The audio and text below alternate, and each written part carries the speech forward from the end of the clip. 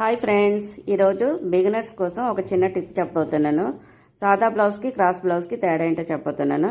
ఇప్పుడు చూడండి, సాదా బ్లౌజ్లో మన షోల్డర్ దగ్గర నుండి కింద కప్పు పొడవు కోసం అని కుట్టుకుంటాం కదా, దాన్ని పట్టుకొని లాగితే మనకి సాగినట్లు అనిపించదు, స్ట్రైట్గా ఉంటుంది.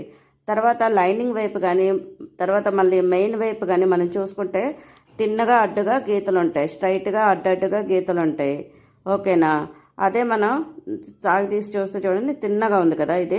తర్వాత ఇప్పుడు క్రాస్ బ్లౌజ్ తీసుకున్నాను చూడండి. క్రాస్ బ్లౌజ్లో లైనింగ్ వైపు కానీ మెయిన్ వైపు కానీ చూసుకుంటే అడ్డడ్డ గీతలు ఉంటాయి, మనం కరెక్ట్గా చూసుకోవాలి. కానీ తర్వాత మళ్ళీ షోల్డర్ దగ్గర నుండి మనం కప్పు పొడవు కోసం కుట్టుకుంటాం కదా, దాన్ని ఇలా పట్టుకొని లాగితే కొంచెం చిన్న ఫోల్డింగ్ లాగా సాగినట్లు, ఎక్కువ సాగినట్లు మనకి అనిపిస్తుంది. ఓకేనా? తేడా ఇదే మీకు. సాదా బ్లౌజ్కి క్రాస్ బ్లౌజ్కి పోల్చుకోవడానికి తేడా ఇదే మీకు.